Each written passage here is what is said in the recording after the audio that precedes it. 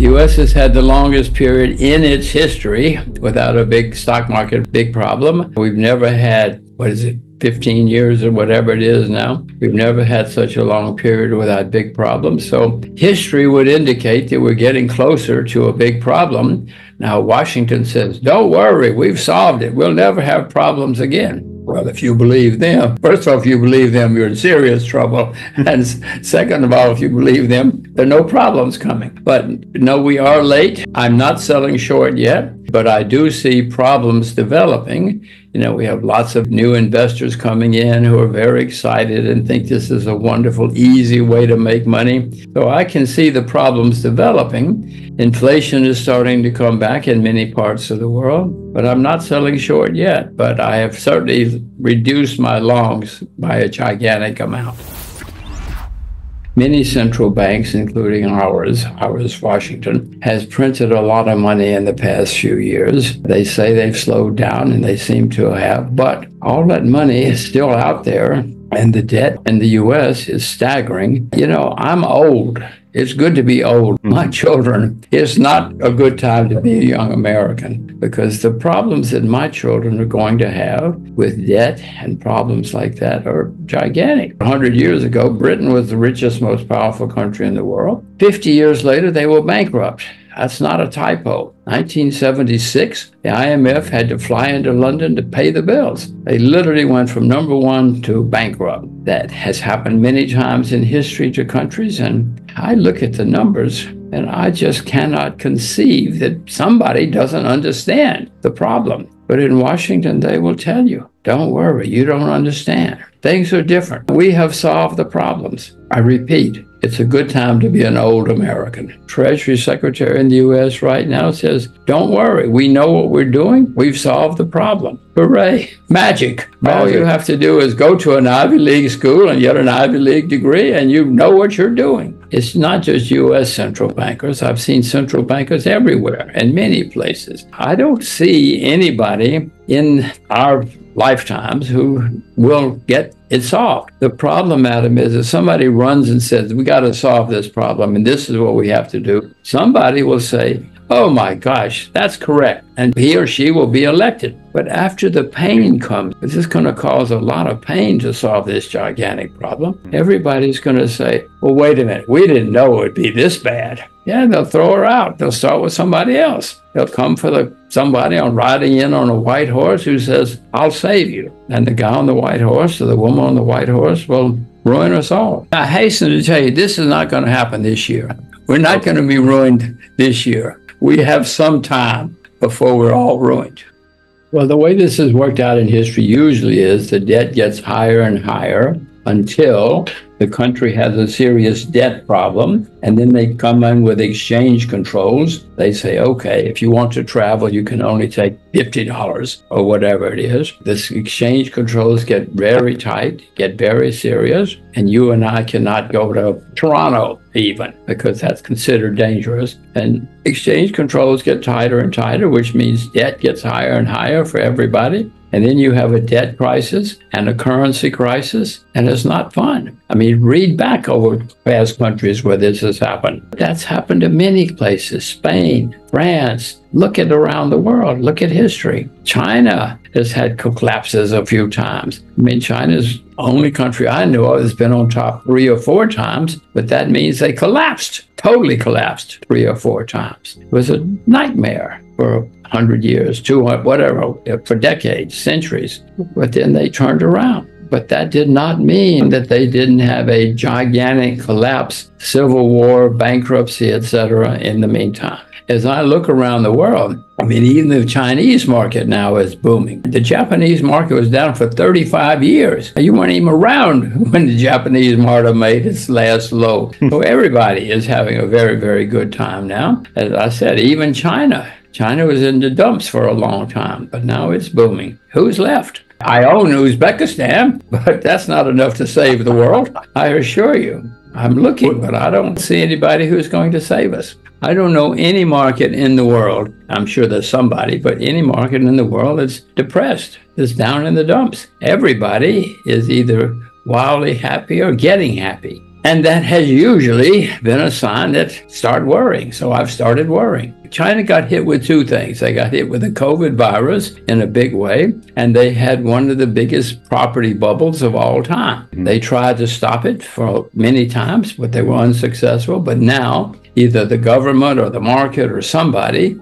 has popped the bubble. And so China's got hit with two serious things. Beijing realized it. Beijing started pumping now to try to make things okay again. When governments try to make things okay, even if they fail, it's good for a while because governments have more money than I do. And if they want to make things happy, it seems happy. And I don't know any country in the world that's not having a good time now. Japan has had a declining population since 2010. That's 15 years of decline. And I don't see anything that's going to turn it around, especially since they don't allow much immigration. They expanded immigration recently, a tiny bit. I don't see anything that's going to save Japan. The debt goes up higher and higher every day, every week, and the population goes down. And unless something happens dramatically, the population is going to continue to decline with the debt rising. You can add, you can subtract, or at least I can, I hope. So I know that is a serious problem. They are having a temporary short-term solution. They spent a lot of money, gave incentives, but how does that turn into a great, prosperous, thriving nation over the long term? If you were a 10-year-old Japanese, you probably should move. You should think about immigrating somewhere. When you're 40 years old, I don't know what's going to be there. Listen, I bought Japan great, but I sold it badly. I sold it much too soon. Who knew it was going to go as high as it went? I certainly didn't. To China. But that does not mean the stock market cannot boom, and it has been, as you know. I own Chinese shares. I have not sold them, and China is now trying to make things okay. Any government has enough money and power to make things okay, at least for a while. But I mean, in 2007 and 8, Chinese bailed us all out because they had a lot of money saved. But the Chinese even have a lot of debt now. So the world has changed. I guess North Korea doesn't have much debt, but they can't bail us out. I don't think so. So maybe we should go into the electricity business in North Korea and thrive. But back to China. China is booming right now. The government put in a lot of incentives to help the economy and the markets, and it's working. I mean, if you give me a few $1 trillion, you and I'll have a very good time. And that's what's happening in China. China is going to have a very different future from Japan. China is the only country in history that's been on top 3 or 4 times in its history. It's collapsed 3 or 4 times in history too, been a disaster. But for whatever reason, China turns around after a few decades or centuries on the bottom and rises to the top again. It seems to me that's what's happening again. But that does not mean there won't be problems. The United States was the most successful country in the 20th century, but we had unbelievable problems along the way. Civil War, depressions, bankruptcy, everything. But we became extremely successful. I do not own bonds, but I am not short bonds either. So I guess that means I don't know, or I do know, that it's not a time to be long or short, because I don't see anything that can make bonds go a lot higher, not at the moment, because I think certainly the central bank in the U.S. is more confused than normal. They say that everything is okay. They've said that many times in my life. I know they don't know what they were doing, not that I do, but when they say don't worry, I have to scratch my head and start thinking. If the whole world has to move from the U.S. dollar to gold, oh my gosh, who knows how high gold would go at that point? I cannot count that high. So I don't know. Maybe that's it. Maybe that's in times of huge crisis, the world always returns to gold, and we probably will again, but there's not enough gold to take care of the whole world unless gold goes to 30,000 or something, which would be great. I would love that. I have some gold. You saw I have it in my pocket. I wish it were worth 30,000. I do own gold and silver. If I were buying one right now, I would buy silver. Silver's down a lot from its all-time high. Gold is near its all-time high. I look at the commodity markets and I know that things are somewhat depressed, certainly supply demand. Oil has started rallying again recently, but oil was down 2 weeks ago. So I would rather be in commodities than in United States shares in 2024. If you look back at history, when big wars break out, they usually start with small wars. Somebody over there and nobody pays any attention. And then there's another small war and then another one. The next thing you know, it's a big war. It's on the evening news and everybody knows there's a big problem. I sit here and look out the window and I say to myself, my gosh, this has happened before. Taiwan. By the way, I'm worried about Taiwan, very worried, but mainly because of the U.S. The U.S. keeps hitting people in the face for some reason. The Chinese are just sitting there waiting. I think in Beijing, they think, if we wait long enough, we don't have to worry anymore. They've been around a few thousand years. Now, the last thing anybody wants is a big war. And if it happens, people always say, it'll be over by Christmas. Don't worry. We'll beat them. We'll show them. And at Christmas, the boys will be home and we'll all be celebrating. I've heard this movie before. I've seen this movie before. And it worries. It's not happening yet. I'm not predicting it, but I'm just saying. I sit and look out the window. I've read about this story before. I hope it's not happening. But the picture I see out the window has happened before.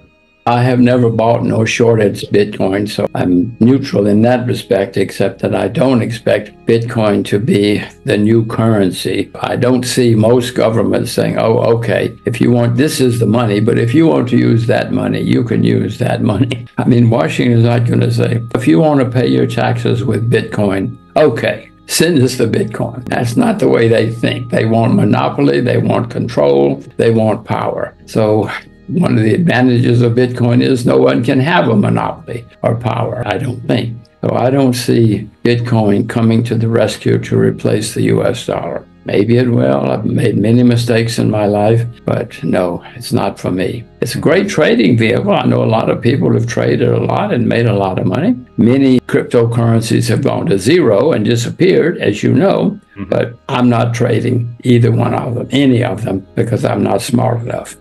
Many people have lost everything, even though they were geniuses. It's not the first time. Once upon a time, a few decades ago, I made a huge play in the market, and I was so right. And then I did exactly the right thing, but a few months later, I'd lost everything. I was the smartest kid on the block, lost everything. I was so smart. So it doesn't matter what I tell you. It's the execution. And at the time, who knows? Something always comes out of the blue that I hadn't expected or that people don't expect. I wish it were easy. This is not an easy way to make a living. Life is full of examples. I remember a lady told me once that her parents died. The lawyer took her aside and said, oh, this is how much money you have. And the woman said, oh my gosh, that's a lot of money. 2 months later, she'd spent most of it because she just didn't understand. I wish human beings were that simple. I want to say, please, everybody, be careful, be worried. And if you're worried, you'll figure it all out and you'll be very careful and you might survive. If I'm half right, there are going to be many problems coming up in their lifetime. This is not easy. You'll have to do a lot of research and homework and be aware. I wish I had an easy solution. Oh my gosh, wouldn't that be wonderful if I had an easy solution? Let's say that Joe told you what to do and you did it. But then if we was right, you wouldn't know what to do because you don't know why Joe told you to do it. And if you were wrong, you wouldn't know what to do because you don't know why Joe told you that in the first place. So learn what it's all about, because there are going to be some bad times in the future. I don't know when or where, but be worried and be prepared.